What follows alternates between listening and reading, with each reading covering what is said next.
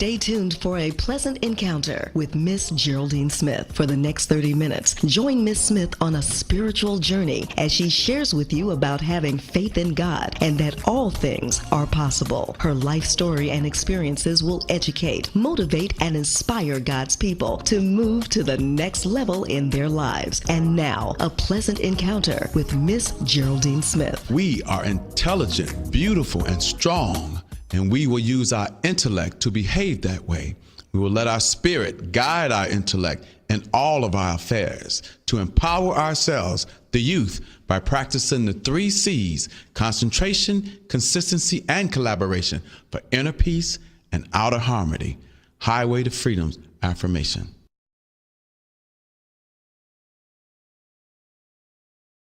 Network. I'm Miss Geraldine Smith, and this is A Pleasant Encounter. Tonight I have with me Attorney Alan Mills, and I have Brian Nelson here from the Uptown Law Center, as well as my right-hand partner, Mr. Norm Upshaw here.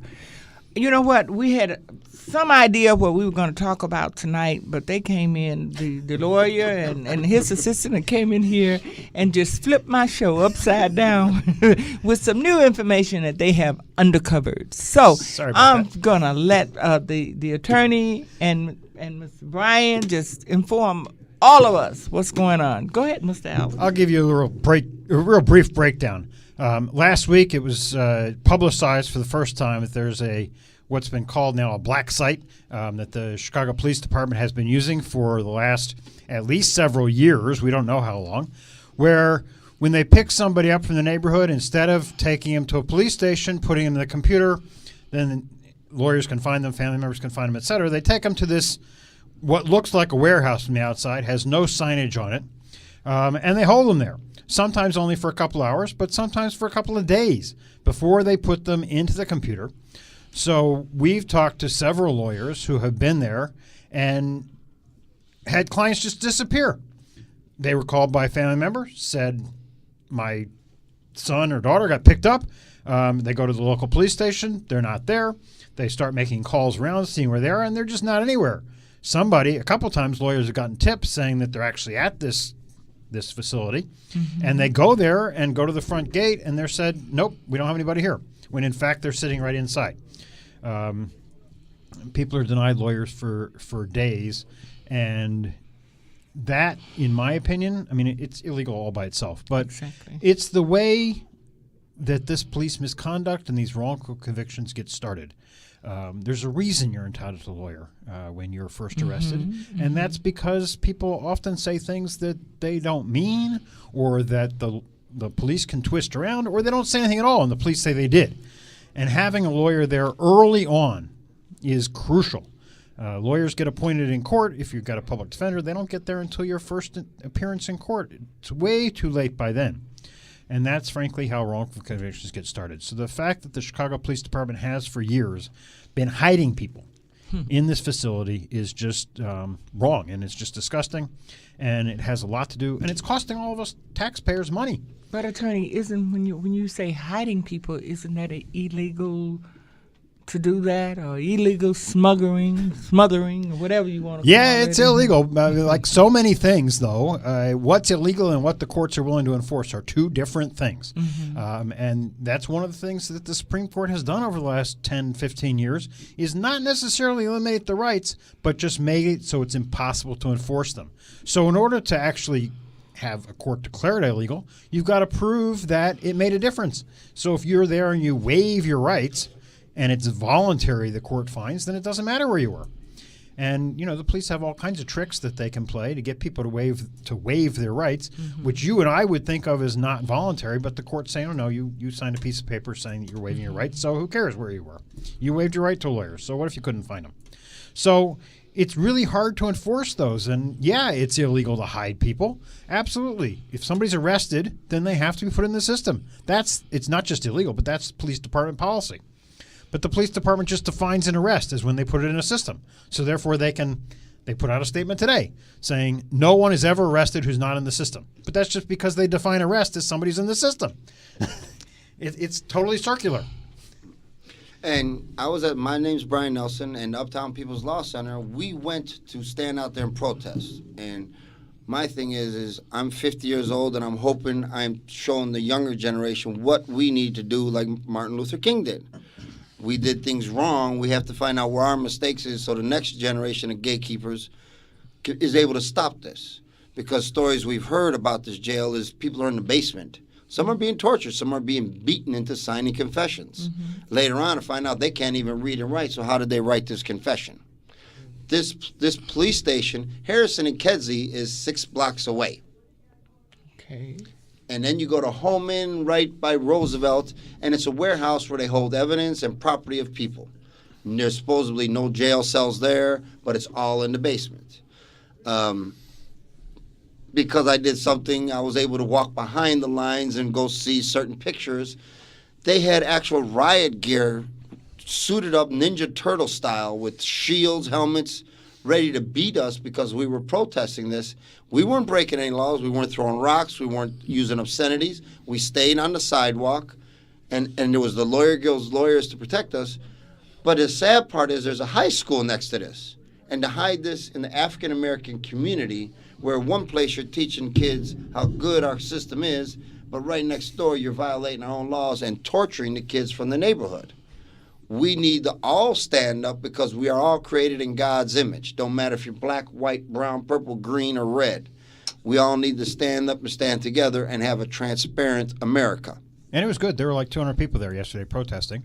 And there's going to be another protest linking this with the claim for reparations for all the wrongful convicted guys that went through the Burge torture. That'll be Monday. There's another demonstration out there later this week. So, people are moving. People are objecting to this. They're not just sitting back and taking it.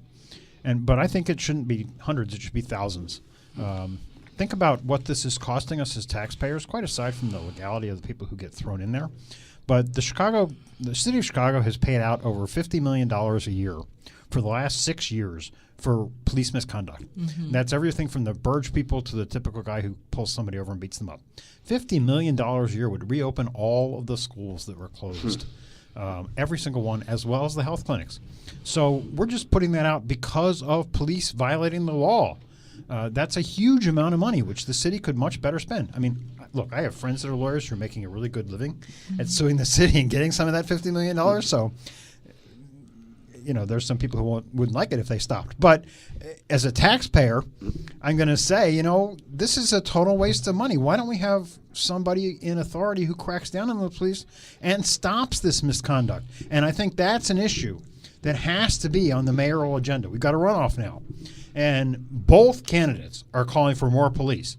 But I haven't seen either of them address this question of misconduct. And how are they going to stop this $50 million a year that is running out of the city's coffers for no good reason whatsoever? None. And the sad part is there was the Stanford experiment years ago where they took some students and made them as prisoners and some as guards. When you allow them to do the first set of torture, then it starts to become a practice. It gives the police the belief that we're above the law and we can beat anybody we pick up.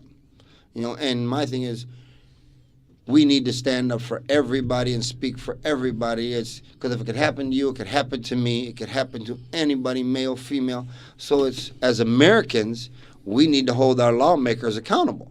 Well, let me ask this question. I mean, this is out in the open now. How high up the rank do you think this was known by others in the rank? Well, I have no idea, but it doesn't matter. My point is, he knows now. Everybody in the city knows now. It was in the Tribune today. So the mayor knows about it now, all the way up the top of the pile. So what is he going to do about it? Okay. That's why this stuff continues. I mean, maybe nobody could have stopped Burge back in 1970 when it started, but it went on for 20 years without anybody stopping it. And that sends a message to everybody that this is acceptable. And that's the problem. It's not whether or not they knew about it at the time. It's once they know about it, do they do something about it? Yes. Is there a consequence for people who have violated people's rights? And is there affirmative action taken to stop it? It's one thing to say, oh, I didn't know. It's an entirely different thing that once you do know, you don't do anything about it. And that's what's happened over and over again in the city of Chicago. And that's why we have this culture in the Chicago Police Department that they're above the law. Norm, you want to comment? You know. I'm about to jump out this chair. Oh my God.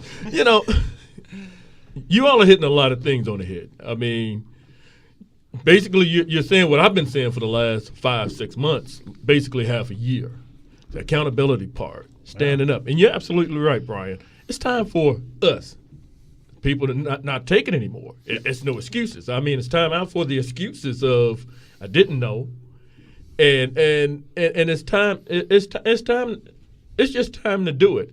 And then what I really want to know with this black box, and with these different, how many of them are there out there? I mean, because if this is just one that we just talking about, right? How many of them? How many more that we don't know about? That's the thing I would like to know.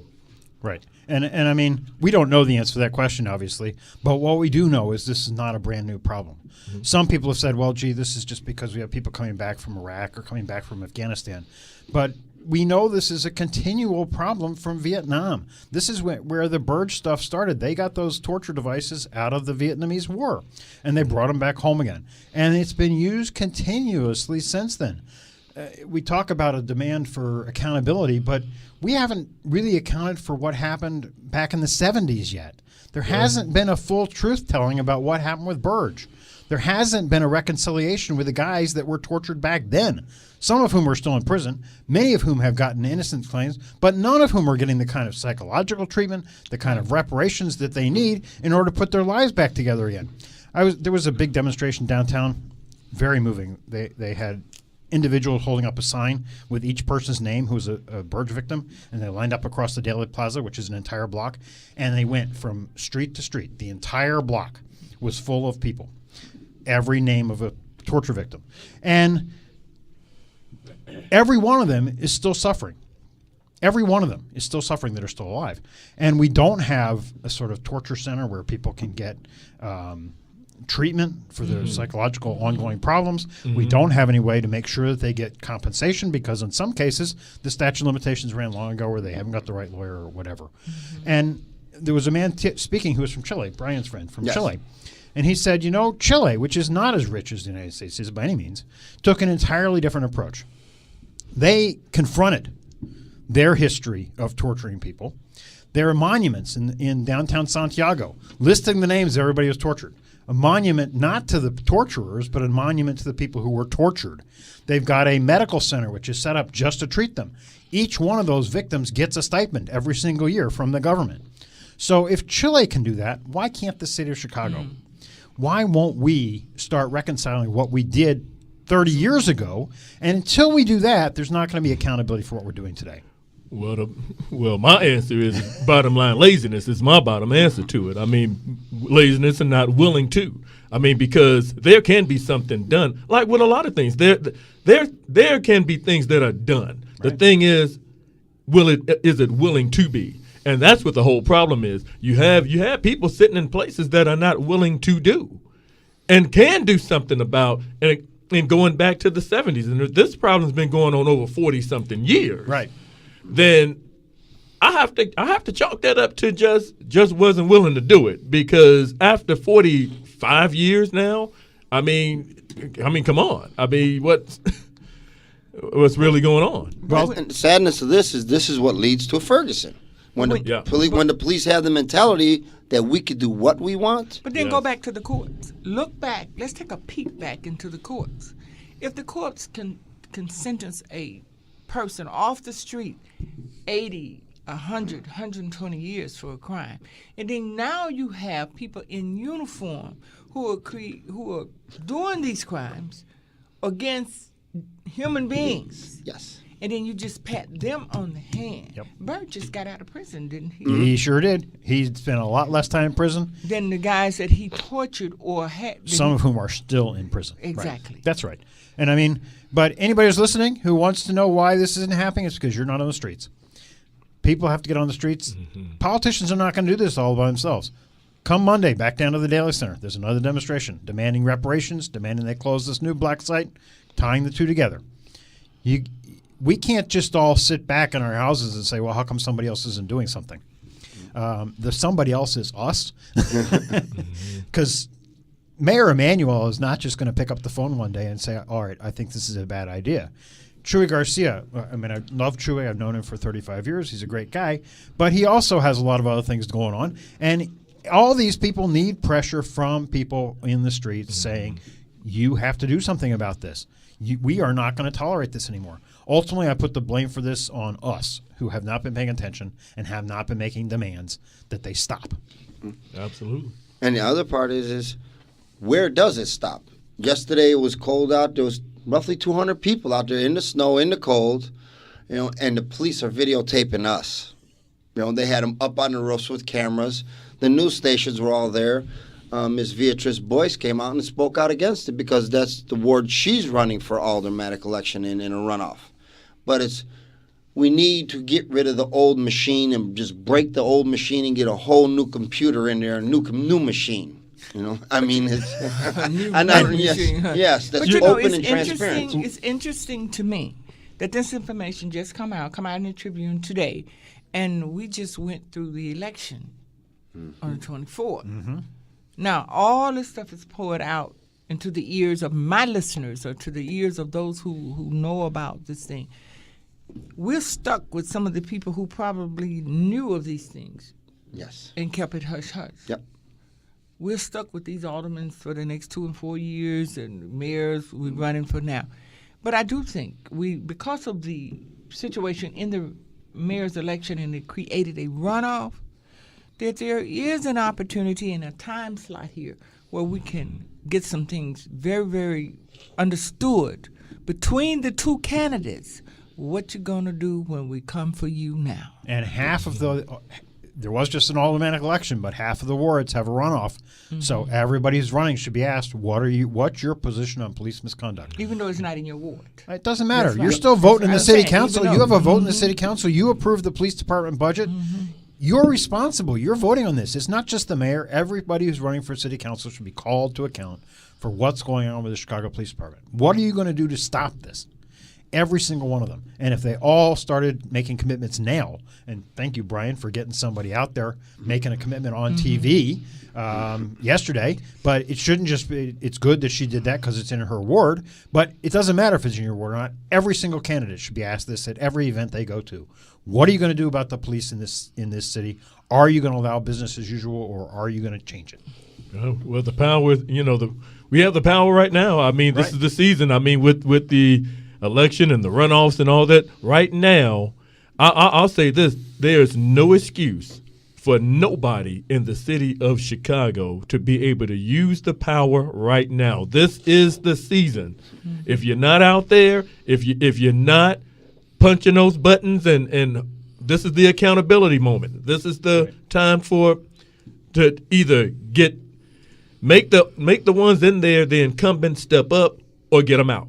It's time to either rehire them or fire them. And you're absolutely right, attorney. It's up to us to either rehire, or fire these people. Now it's the time for us. We can fire folk. Yep. All we can, with the push of a button, we can fire some folks and get some new blood in there. But we have to take the time to do it and be willing to get out there. Well, I see it as this. We got to find our modern-day Jehu, and we need to find our modern-day Shaka Zulu. Mm-hmm. Because everything is not going to be taken with a humble smile or a humble kiss or let me give you the kiss of life or the kiss of death.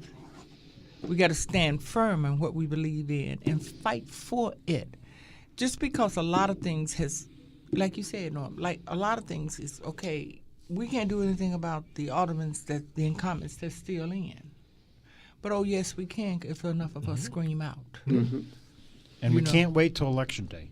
That's the point, is we have to make sure that this stays on the agenda for the next 6 weeks running up to the election. I mean, this weekend there was a whole series of 20 young people who spent the weekend learning about direct action, learning about nonviolent protest, getting ready for tomorrow's demonstration. They put the thing together themselves. They're going through training sessions, and this is what has to be happening all over the city of Chicago. It's great you have 20 young people becoming leaders, but there's lots of leaders out there who have to get in the streets, who have to make sure that between now and then this is not dropped off the agenda. This can't be a one-day story. This has to be the issue for the next 6 weeks so that when the people go to the voting booth, this is what they're voting on. And they don't let these candidates get away with what they do all the time, playing on the fear of crime. Crime is real, but just saying, oh, gee, we need more police isn't the solution. And that's what happens over and over again is candidates get up and say tough on crime, hire more police, and when they do, then everybody goes out and votes for them and ignores everything else. That has to end. We have to call for accountability. It has to be smart policing. It has to be smart on crime. It has to be following the Constitution. It cannot just be, oh, gee, there's crime, so let's hire another 1,000 police officers. It's not going to work. It never has worked. And here's the thing: once what we also have to understand, we have to make sure when we make the decisions, we have to be smart about it. We have to use wisdom about it. We cannot go off of emotions of how we feel because emotions is a dangerous thing. Yep. I tell you that right now. Emotion can be a disaster because if you're going off emotion and go back to business as usual after the fact, then it does you no good. And that's where the accountability and responsibility. That's when I say that, I'm talking about being proactive, not waiting till after the fact and everyone getting emotional. Exactly right. Because emotion, the damage is done. After the damage is done and you're emotional, what does it really prove? Nothing. Proaction, being proactive is the key. Attorney spoke on it. Brian has spoke on it. It's all about being proactive, and that's what citizens have to do a better job of. Not waiting until it's all said and done, because there's nothing you can do at that point. Right. And you can't blame anybody at that point, and there's no need of crying about it after it's all said and done, because, like I said, you did not take action beforehand. That's what it really comes down to. It comes down to, if you can prevent before the damage is done, let's do it. I mean, my thing is let's prevent damage. Let's not. And Brian talked about the Ferguson thing. That's what happened in Ferguson. Stuff like that went on for years and years because of not being proactive, because of not taking action years ago. And when you were talking about the 70s, I can almost guarantee you that sort of corruption, that sort of crime that happened. Now, the end result was that young man being murdered. That didn't start with that young man being murdered. That corruption down in that little city started years ago because of no proactivity taking place. The end result was what took place back then. We don't need Chicago to be that way. Right. And we talk about holding our elected officials accountable, but we need to set a standard before the election. Otherwise, there's nothing to hold them accountable to. It's great to say you have to be accountable, but if that's not why people voted, then they're going to say, well, nobody cared. And that's why it has to be on the agenda right now before the election. There has to be a standard of accountability before there can be accountability. And they need to get them body cameras on every officer, and they're not allowed to take them off through the whole shift. Put cameras in every interrogation room. Put cameras in every car.